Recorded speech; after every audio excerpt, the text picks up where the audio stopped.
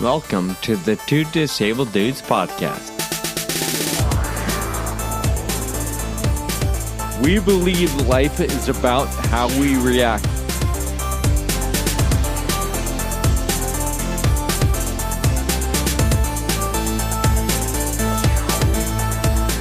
Hey, welcome to the Two Disabled Dudes podcast. My name is Sean, and I'm grateful you're listening today. And although I do miss talking at you every week, I am enjoying this fall weather and a little more relaxed schedule. Kyle, I don't know about you, but the weather in California took an extreme change about a month ago. It went from really hot, 101, 102, to like 78.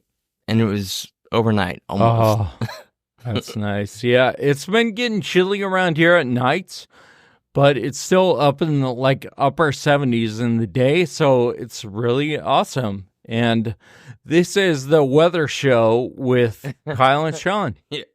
Yes. Kyle, what's going on with your wallet?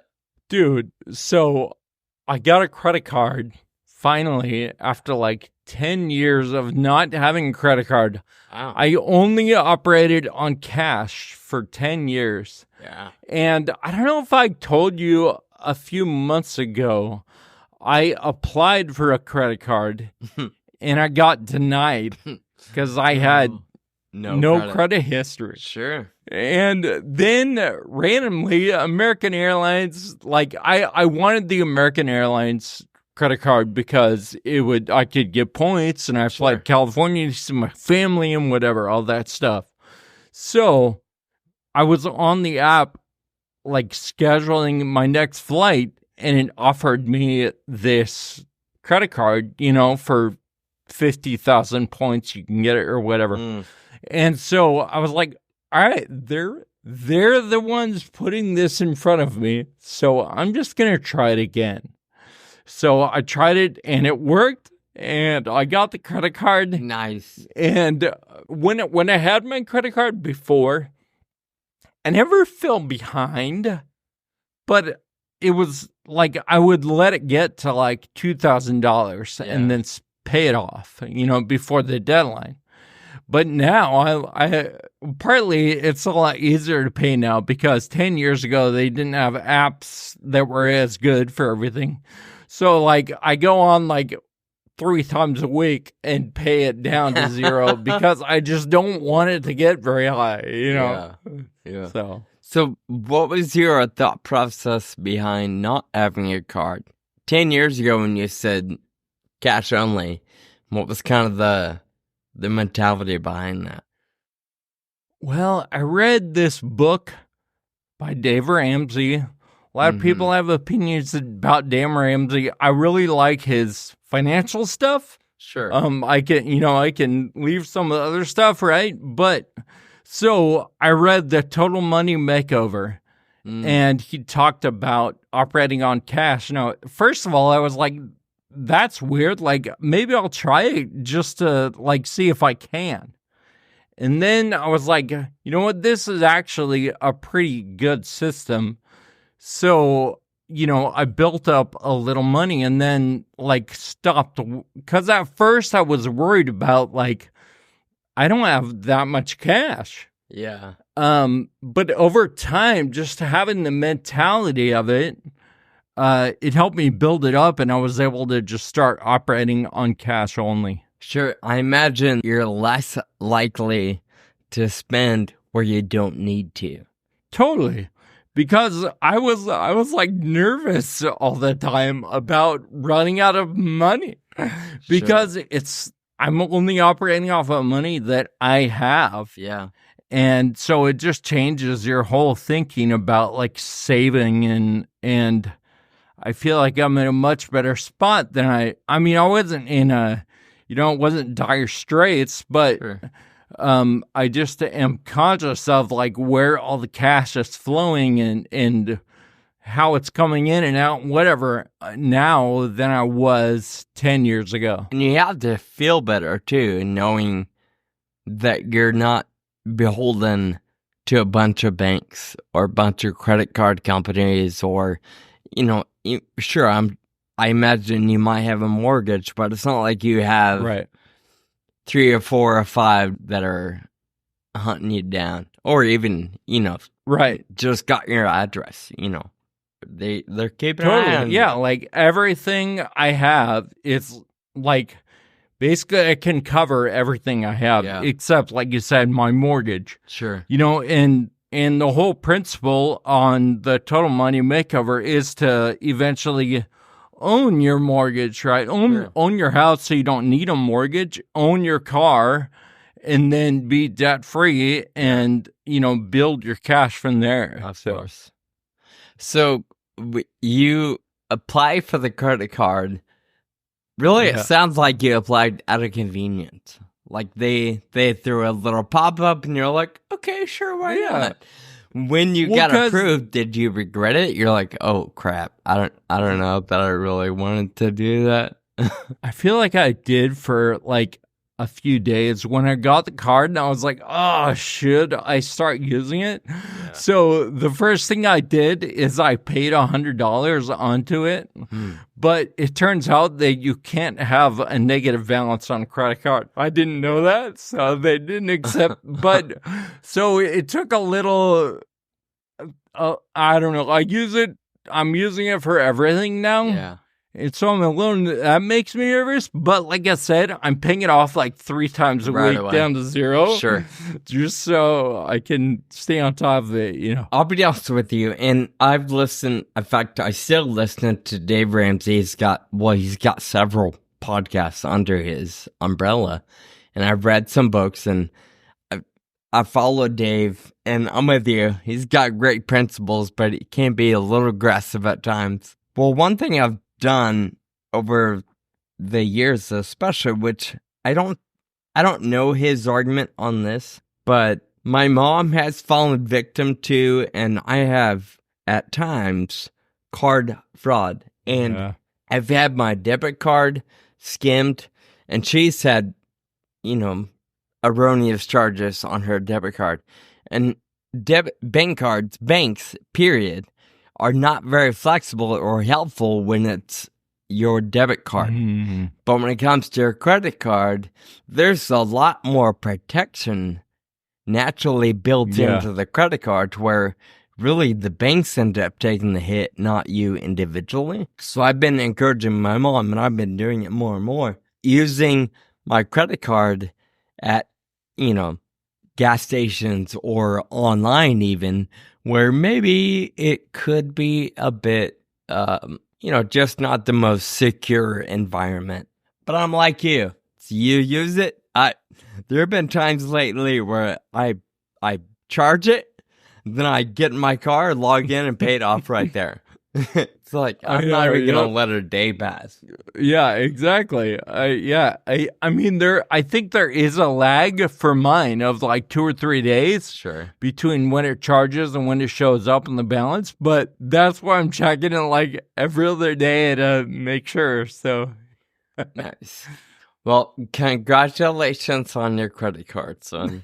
Thank you. Thank you. Kyle, I thought we'd dig into it a little bit and emphasize a little bit, because honestly, I don't know that I'm better yet. I don't know that I'm whole yet. But, I don't know if it was part 1 or part 2, but in our recent episodes, we talked a little bit about how there was some emotional and a bit of a mind game that really set me back. And somewhat naturally, injury always sets people back, right? You got time off of work for surgery, you gotta recover, you gotta heal. Whether it's a big surgery or a major injury or not, there's typically some sort of setback.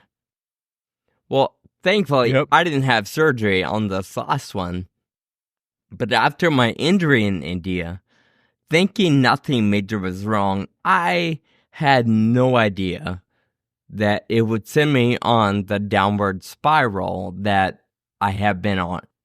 Even though I didn't require surgery, it's been a bit of a longer process than I expected. So I thought today we'd focus the conversation on ways to get back on track, or things we do to keep ourselves from staying in a dark place for too long. And I also want to add or preface, I don't know that I'm running around with sunshine all the time just yet, but I do think there's some value in being transparent. There's maybe some value in just being real with you and with listeners, and just talking through the impact that setbacks can have. Totally. I don't know where I heard it, but I think I mentioned it on the podcast before, but something like our greatest weakness is what we don't talk about, or something like that. And I really think that's true, because when you bury stuff inside, it can really fester. And for all of us, for any of the things that we're going through. True. And a lot of times it takes a lot of work and energy and focus and concentration to put what we're thinking and what we're feeling into words. Yeah. But it's really valuable in the end, I think. A lot of people probably tune into an episode or watch the Ataxian or follow us on social media, and it's probably really easy to think, okay, their life's pretty good. There are some bummers, the disease, FA, we're not super rich, there are a lot of things that maybe could be better. Well, actually, we're not even rich, period, and remove the word super, right? But, we don't have a perfect life, but it's probably really easy to look at it and think they're doing pretty good. And I think some of that is probably unintentionally our fault, because maybe we don't talk about very often anyway the hardships or the challenges. We do, they come up pretty regularly, but this one in particular has been kind of big for me, because I don't know that I've ever struggled mentally and emotionally as much as I have been lately, in terms of I've let myself go, and I'm starting to take steps toward getting out of that mess. One thing in particular we talk about often, I go to the gym a lot, or at least I was. Well, I haven't been to the gym in 3 months, maybe 4, since India, and that's probably one big thing that has a bigger impact than a lot of other things. So yeah, I just sat at my gym bag this week and told myself, just go 3 times. Nice. It might take a minute to get to a habit of every day after work again, or back up to 5. I will feel much better if I can get in twice this week. Totally. But I've told myself, I can't be a lazy bum forever. Like, at some point, you've got to keep working at what's important to you. Yeah, that's such a hard balance, because, on one hand, you're taking the advice of others, and deep in your heart that you need some time, right? But then the transition between taking time for yourself and getting back into it, that can be a real rough transition. Also, I was thinking that it's crazy how our physical status really feeds into our emotional status, like, directly, right? And if we're not working out, that's a big weight on us. Yeah, I know it is for me. Yeah. And when we are in a routine and we're getting regular physical exercise and we're taking care of ourselves, that can really promote better mental well-being as well. Yeah. Everything ties together, right? To your point, there's, whether you're talking spiritual, mental, and emotional, we're made of all these different elements of life. And if you're falling behind in one area, and maybe it's not falling behind, but not maintaining a degree of fulfillment or satisfaction or continued pursuit, I guess, in one of those areas. Mm-hmm. Any one of those areas could easily distract and become detrimental to the other areas as well. Because, as you were talking, I was thinking, exercise isn't the answer. It's not like I just gotta get back in the gym and all is better. It's a little bit of everything, right? It's a little bit of time to yourself, a little bit of time of reflection and maybe journaling or going for a walk, and a little bit of eating healthy, a little bit of moving, getting in the gym, a little bit of talking with friends or a counselor. It's a little bit of everything. And too often we want that silver bullet, right? We want that in life. We want it in disease and research and disability. We want it everywhere. And the reality of it is, as much as it sucks, there is no such thing as a silver bullet. There are lots of things that'll make it easier, but nothing's going to fix it all. I was just thinking as you were saying that, like, how complicated it is, right? You're like, all right, I'm going to go to the gym. And you focus on that part, and then something else deserves a little more attention because you took off of that and put it on the gym or whatever. And so it's this constant whack-a-mole of trying to keep all the balls in the air. And like you said, there is no silver bullet. So I think recognition that it's really hard is one of the first steps, right? Yeah. And like you said, just talking about it. Yeah.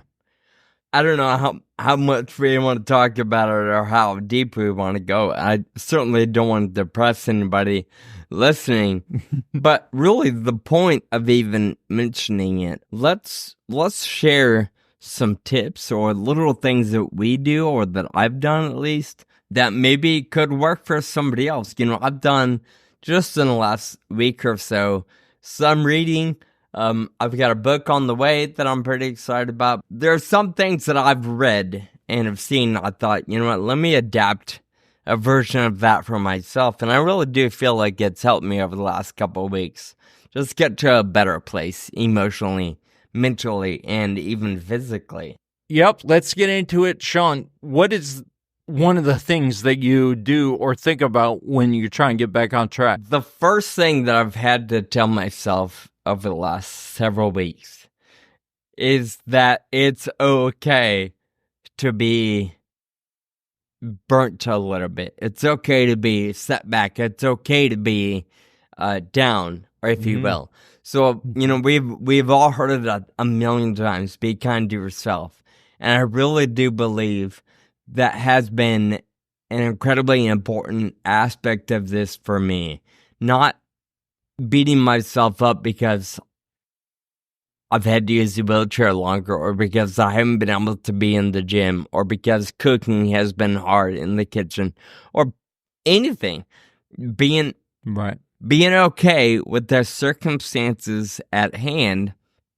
Of course, doing what I can to not let them control everything about you or everything about life. I was recently on a phone call and somebody asked, how are you doing? With the shoulder injury and everything involved. I just shared a little bit about where I'm at and what's going on and physically and emotionally. And they said, it's just a matter of time. Trust the process. And although I've heard that phrase 1,000 times and I've said it myself, hearing that just reaffirmed for me that it's going to take time and I need to be kind to myself throughout that process. Yep. So the first thing is be kind to yourself. Yeah, I love that. Somebody once told me in a situation kind of like this, trust your timing. And for what, like you said, for whatever reason in that moment, that one really struck me and it sticks with me and I go back to it often. Yeah. So, I really love that. And you've got I don't know. I feel like in this respect, when I find myself in a spot where I would rather be in a different spot, maybe somewhere I've been before, with better fitness or achievement, whatever it is, I think to myself that it is only a matter of time. Yeah. And I trust myself to get back to the spot I want to be. And so far, the timing isn't always ideal or what I thought it might be, right? But it always kind of works out that way. It's funny. Had you asked me 6 months ago, do you trust yourself to get back on track? I would have said absolutely, of course. But in the middle of being, my definition of not on track, I'm starting to doubt myself, right? It's a little harder, but I'm with you.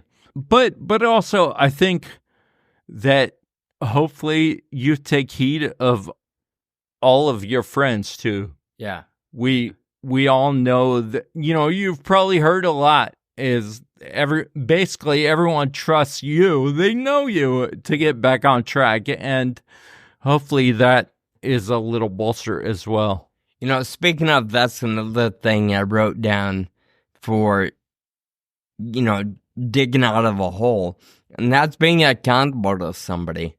And that doesn't necessarily mean, you meet with somebody once a week or whatever and they yell at you for not doing it right.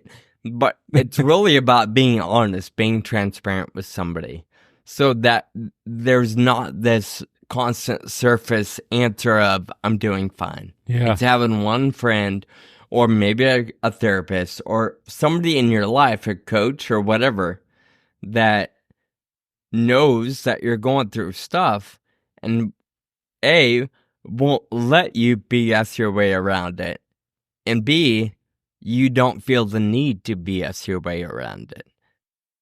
And that can take some time. You've got to have some pretty good rapport with somebody. Either, if you go to a therapist, I don't know that you need rapport. I have no problem airing all my grievances to a therapist because I don't know them outside of that little office, right?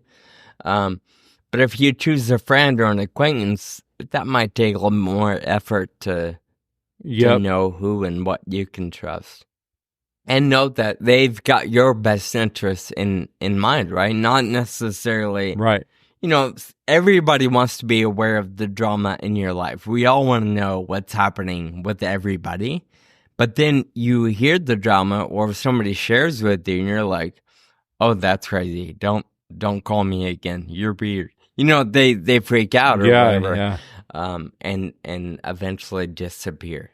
It is nice to have somebody totally objective and totally removed from your life, right? Like a counselor, a therapist, because I don't know. I think if you've got a really good friend, they don't mind they appreciate carrying your burden, right? Sure. Of all the stuff that you tell them. However, a therapist or a counselor they don't have to carry that, because it's confidential, period. It all stays right there between you and the person. So to have that as a resource and not need to burden your friends with it, it can be a good tool. And also, I guess, like I was saying, friends can appreciate carrying a burden, and it can deepen a friendship if you're able to have that rapport. Sure. That's one thing, in the first 2 months being back home, I had to lean on people to come pick me up, right? Get me out of the house, load me up in the car, because I couldn't walk on my own, and the wheelchair, I don't have like a wheelchair ramp in and out of my house. So anyway, I had friends and coworkers that were helping me get to work and run errands and go to the doctor's appointments and whatever. And in one of these trips, a friend of mine, she said, you know what?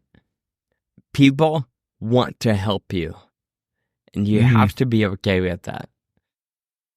And that just landed differently than it ever has before. And we've all heard it. We've said it before. But I guess don't be afraid to say the things that are obvious, because you never know how it might land this particular time. Yep. That's a good call. I think about a lot, like you said, your friends want to help, and you giving, whether it's, a ride to work or a donation on your fundraising page or whatever else, right? Everything in your life, they want to help. Yeah. That's what friends are for. And giving them the opportunity sometimes is your responsibility, or our responsibility, right? As friends. Another one I've already mentioned, but it's setting small goals. Like I stated, prior to India, or for years, it was always 5 nights at the gym, right? I had a pretty well set routine. The only reason why I wouldn't go is if some evening event came, a fundraiser or dinner or some big event came up. But generally, I would go to the gym every night after work. And although I'd love to be going 5 days a week again, or even 6, this week I'm starting with 2, 3 if I'm lucky. And it's just setting a small goal to help kind of generate momentum, if you will. Because we all know it's doing anything cold turkey is hard, right? Yeah. Whether it's food, smoking, or doing something every day that can be hard to do. Yeah, I agree. For me, my number one thing is to take action. If you were going to ask me what my strategy is for digging myself out of a hole, and it's take action, which always means starting small. And sometimes, to use a bike metaphor, I think of, when you're starting out on a bike, you have to shift into a real low gear. And then as you build your momentum, you shift up, and then all of a sudden you're going 20 miles an hour and you're in a pretty high gear, And I think that works with a lot of things in life. For sure. Well, the last thing I wrote down, Kyle, speaks to what you just shared, and that's move. Taking action could be a range of things, right? It's reading or journaling or organizing your file cabinet. But I have found that there is value for me in physically moving. And some of that has just been stretching. Because again, for 4 months, I haven't really done anything. I've let myself lay on the bed and play a video game, or stare at the wall, or watch TV. And I hate TV. Like, I'm not a TV guy. There have been plenty of times, and still happens every now and then, I'll park my car at home after work and get distracted by my phone and scroll for 30 minutes. And I realized I just wasted 30 minutes in the driveway for nothing. It's one thing if you're, if I'm editing a video or whatever, but I'm literally telling you, I would stare at my phone with zero purpose. And next thing I know, 30 minutes or 45 minutes goes by. I've had to really tell myself, it's the whole Mel Robbins thing. 5, 4, 3, 2, 1, move.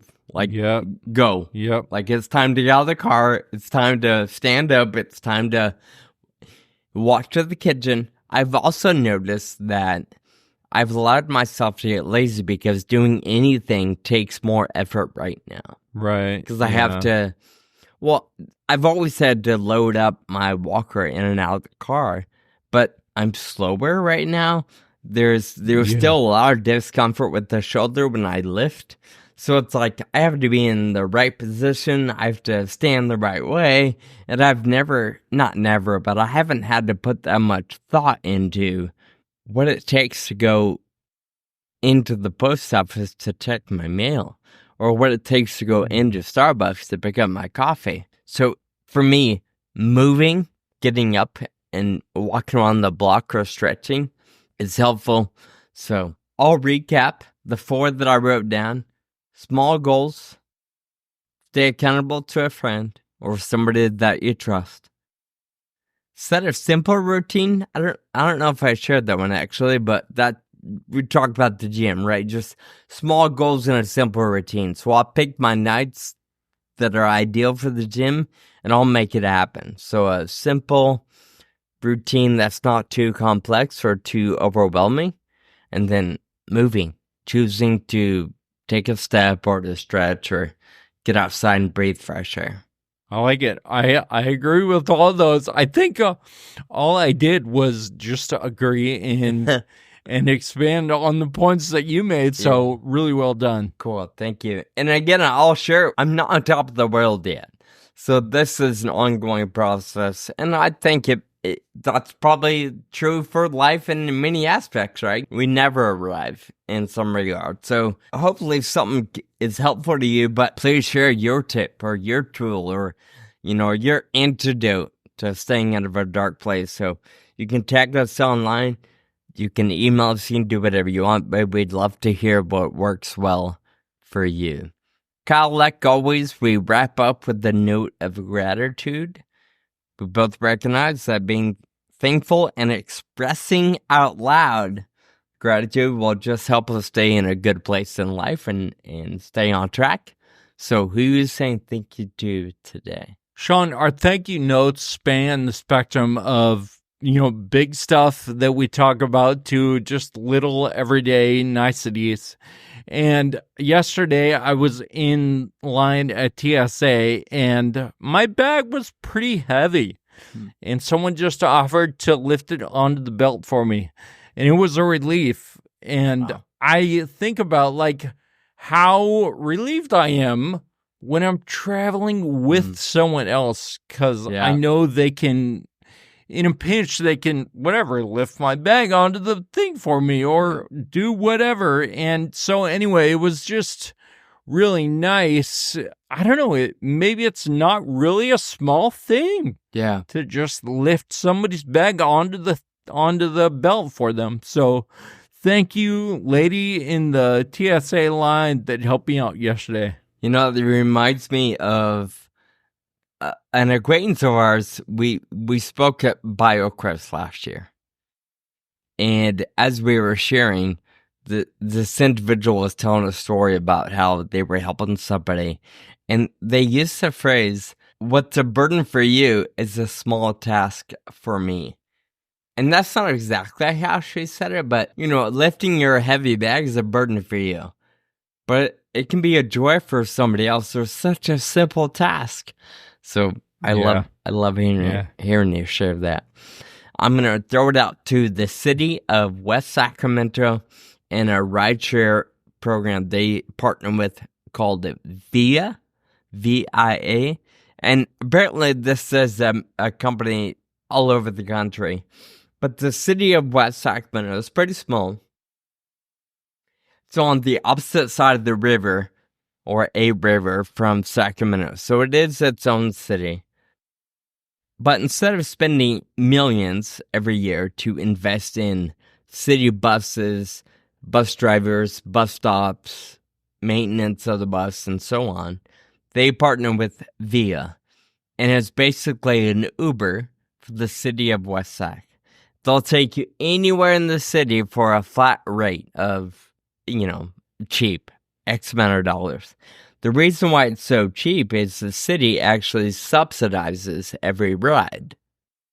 Mm-hmm. And when I didn't have friends or I couldn't lean on anybody to pick me up for those first couple of months, I used VIA quite a bit.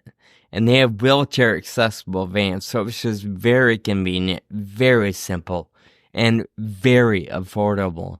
So my thanks go out to the city of West Sac for partnering with VIA for their public transportation answer. Wow, that's really nice. So when you needed a ride, did you have to schedule it? And were they on time and all that? I honestly don't know if scheduling is an option, but Okay. There was plenty of vans. One weekday morning, I waited 45 minutes, a lot longer than I expected. Right. But other than that one time that was kind of extreme, I never waited more than 10 to 20 minutes. Wow. That's awesome. Yeah. Yeah, it's really cool. Sweet. Thank you, Via and West Sac.